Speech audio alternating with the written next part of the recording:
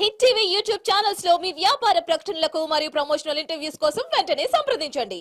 జగన్మోహన్ రెడ్డి గారు ఢిల్లీ వెళ్ళి ధర్నా చేస్తున్నారో ఏదైతే నిన్న చేశారో, సో వినుకొండలో ఏదైతే ఘటన జరిగిందో, రోడ్డు మీద ఇద్దరు వ్యక్తులు నరుక్కున్నారో, ఆ ఇద్దరి మధ్య ఏదైతే సంఘటన జరిగిందో అది వ్యక్తిగత సంఘటన.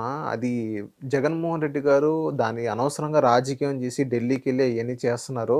ఇంకా 36 హత్యలు జరిగినాయని జగన్మోహన్ రెడ్డి గారు అంటున్నారు. 36 హత్యలు ఎక్కడ జరిగినాయి ఏంటి అనేది ప్రూవ్ ఇప్పటిదాకా ఆధారాలతో సహా పెట్టలేదు. అండ్ ఏదైతే వినుకొండ ఘటన జరిగిందో ఒక్కదానికి వెళ్ళారే కానీ 35 ఏదైతే చెప్తున్నారో వాళ్ళు దానికైతే వెళ్ళలేదని బయట టీడీపీ వర్గాలు అంటున్నారు. సో ఏదైతే ఢిల్లీ ధర్నా ఏదైతే చేశారో జగన్మోహన్ రెడ్డి అది కరెక్టేనా అంటారా? ఇప్పుడు రాజకీయాలు అనేది మనం మాట్లాడుతూ వస్తే విచిత్రంగా ఉంటాయి. ఈ గవర్నమెంట్ పడిపోక ముందు 30,000 మంది అమ్మాయిలను ఎత్తుకుపోయారని చెప్పి పవన్ కళ్యాణ్ గారు చాలాసార్లు చెప్పారు. దాని గురించి ఆయన చెప్పారా, చూసారా? ఇప్పుడు ఆయన మంత్రి కూడా అయ్యారు కానీ చూపించారా, మనకు చెప్పారా? సో అందుకని రాజకీయంగా చేసే కామెంట్స్ గురించి మనం పట్టించుకోకూడదు. దీన్ని 36 హత్యలు అంటారు, లేకపోతే 3,500 అంటాడు ఆయన. వాటిని మనం పట్టించుకోకూడదు. నేను చాలాసార్లు చెప్పాను, జగన్మోహన్ రెడ్డి గారు భస్మాసురుడు, ఆయన ఎత్తిన ఆయనే చేయి పెట్టుకుంటాడని. ఆయన పెట్టుకుని మొన్న ఓడిపోయాడు. ఇప్పుడు కూడా ఢిల్లీ ఎందుకు వెళ్ళాలి? 45 రోజులైంది గవర్నమెంట్ వచ్చి. వీళ్ళు 5 సంవత్సరాలు వాళ్ళని టార్చర్ పెట్టారు. ఇళ్లలో లేకుండా పారిపోయే లెవెల్కి తీసుకెళ్ళారు తెలుగుదేశం కార్యకర్తలను కానీ నాయకులను కానీ. పాపం ఆ పవన్ కళ్యాణ్ గారు వచ్చి ఏదో నేనున్నాను అన్నదాకా వాళ్ళు బయటకు వస్తానికి కూడా భయపడే స్టేజ్కి తీసుకెళ్ళాడు. తీసుకెళ్తే వాళ్ళ పిల్లిని తలుపేసి కొడితే తిరగబడుతుందంటారే, తిరగబడ్డ స్టేజ్లో ఉన్నారు. ఆవేశం ఇంకా నాకు తెలిసి ఇంకో 6 నెలలు అట్లాగే ఉంటుంది. అది చంద్రబాబు నాయుడు గారు కాదు, పవన్ కళ్యాణ్ గారు కాదు, ఎవరు చెప్పినా జనం ఆగే పరిస్థితి లేదు. ఎందుకంటే మన ఓటింగ్ సరళ తెలుస్తుంది కదా, అంటే ప్రజల్లో అంత విరక్తి కలిగింది.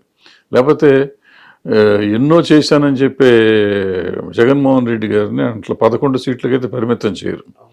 సో ఇప్పటికైనా కానీ జగన్మోహన్ రెడ్డి గారు తెలివిగలవాడైతే అక్కడే ఉండి అసెంబ్లీలో ఇప్పుడు కూడా వీళ్ళు చేసినంత దుర్మార్గం అని చెప్తున్నారు అసెంబ్లీలో ప్రతి వాళ్ళు. ఈయన అక్కడ అసెంబ్లీకి వెళ్ళి నేను చేసింది కాదు, నేను చేసింది ఇది చేశానని చెప్పుకునే పరిస్థితి నిజంగా చేసి ఉంటే, చేయకపోతే పడాలి. ఇప్పుడు నేను ఏదో చేశాను, దేశాన్ని రాష్ట్రాన్ని అభివృద్ధి చేశానని చెప్తున్నాడు కాబట్టి ఇక్కడ ఉండి దాన్ని ఏం చేశాను ఇంతకాలం చెప్పుకోలేకపోయాడు, ఇప్పుడు కన్నా చెప్పుకోవాలి. ఈ రాష్ట్రానికి నేను ఏం చేశాను, చేశాడా చేయలేదా? చేయకపోతే తప్పు చేశాను, భవిష్యత్తులో బాగుంటాను, ఈ తప్పులు ఇక జరగవు మా పార్టీ నుంచి, మా పార్టీలో పలానా కార్యకర్తలు కానీ పలానా మంత్రులు కానీ పలానా ఎమ్మెల్యేలు కానీ దుర్మార్గం చేశారు, ఇంక్లూడింగ్ ఆయన కూడా, నేను ముఖ్యమంత్రిగా నేను తప్పులు చేశాను అనేదన్నా చెప్పాలి.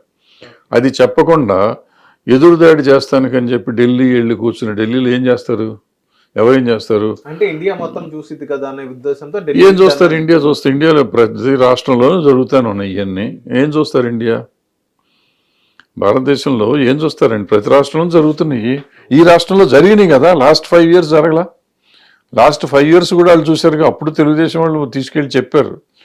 పార్లమెంట్లో రామ్మోహన్ నాయుడు గారు, గల్లా జయదేవ్ గారు వీళ్ళందరూ మాట్లాడుతూ ఉన్నారు కదా, చెప్తానే ఉన్నారు చాలాసార్లు. వాళ్ళు అక్కడ ఢిల్లీలో ప్రెస్ మీట్లు పెట్టి చెప్పారు.